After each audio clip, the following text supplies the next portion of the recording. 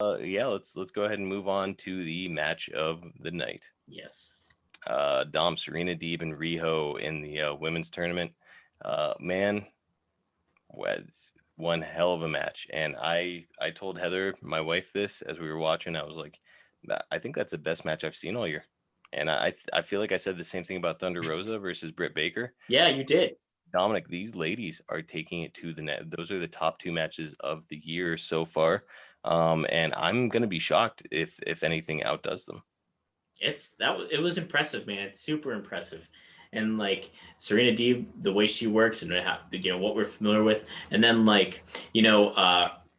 is talented, but and she was the first ever AEW Women's Champ, but there was a lot of skepticism from the an American viewer's side of things, where it's just like, is she gonna mesh well? She's 98 pounds. She's the juxtaposition between her and Nyla Rose seems weird, and a lot of certain things coming into play. But man, she delivered in this match. It was impressive. Yeah, I think that Serena Deeb routinely and basically in every single match that she has, she gets all of the best out of every opponent. No matter who she faces, she knows how to get their best or exploit their positives. And let me say, man, they put on quite a show. They did the awesome old school test of strength spot. Yes, that was really cool. Yeah, with the bridge. And you just don't see that kind of stuff as much anymore. Like that used to be a pretty common thing. I remember Owen Hart doing that spot a lot. Yeah. So I mean, these two are they're working a match. This is what the women's wrestling in AEW right now is as close as we will get again to wrestling that you and I grew up with. Unless we're watching FTR, basically. Or like I said earlier, Cesaro, Trevor Murdoch, all those kind of guys who they wrestle the way that wrestling was supposed to be. Dude, I can't put this match over enough. It was incredible. I wanted to see Serena Deeb go on just for the simple fact that she gets the best out of everyone, and it would have been interesting, seeing her with both belts, a la Ultimo Dragon. I think could have been kind of neat. Maybe we'll see that with Thunder Rosa eventually, or somebody. I hope so. Because Thunder Rosa expressed her desire to go after the NWA women's title, and then she wants obviously the AEW title. Yeah, I think the finish to it was fine too, because it was it wasn't a fluke finish, but it was a finish that doesn't hurt Serena Deeb. So I thought it played off really well. Yeah, the other cool aspect of the match was so Serena Deeb started selling her knee Yes. a lot throughout it, and I was like, okay, Rio's gonna win this because Rio's returning, Serena's selling her knee, which gives Serena an out. But then Rio's knee got hurt, and I'm like, what is this? It was because you just don't really see that kind of thing where it's usually one competitor has an injured knee.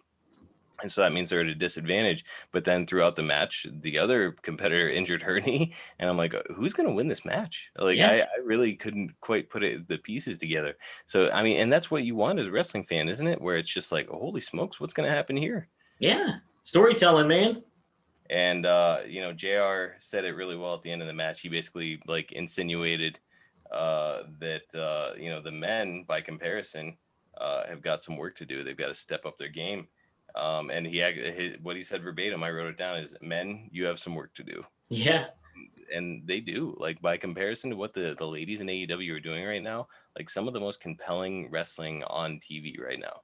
Absolutely. Yeah. It was a match that I was excited to see, and it delivered, Dude, it's watching women's wrestling in AEW now, especially when it first started, that was the big thing that everybody said is oh, the women's wrestling is bad and AEW doesn't know what they're doing with women. Kenny Omega shouldn't be in charge of women's wrestling in AEW.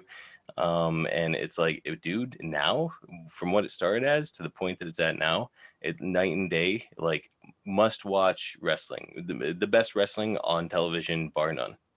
It's great, man. It's great. Yeah, it's and them being able to have the Japanese, Joshi wrestlers too on YouTube and stuff like that, going through the opening round and stuff. I caught a little bit of those, and that was good. It makes sense why that wasn't on television if you saw any of that. It's just set up in clips. Yeah, it was set up in a warehouse. You had just a banner of AEW hanging there. It wasn't made for television like the production value of it. So makes sense why that wasn't on TV. But good match work from ultimately what I've heard, and from the little bit I saw, I thought it was good too. So yeah, and it just creates that more international element to it too. So let me tell you, man, it's basically a guarantee. Mark my words, folks. A guarantee that whoever wins this women's tournament is going to be the new AEW champion. Oh, for sure. Yeah, I think so too. Overall, who's your MVP? Got to be Serena Deeb, Dominic. She is unmatched. She and Thunder Rosa, as I say, week in and week out, just unbelievable. Two unbelievable workers. Serena Deeb, like I said, she gets the best out of everybody. I wanted to see her continue on this tournament. I wanted to see her against Britt Baker.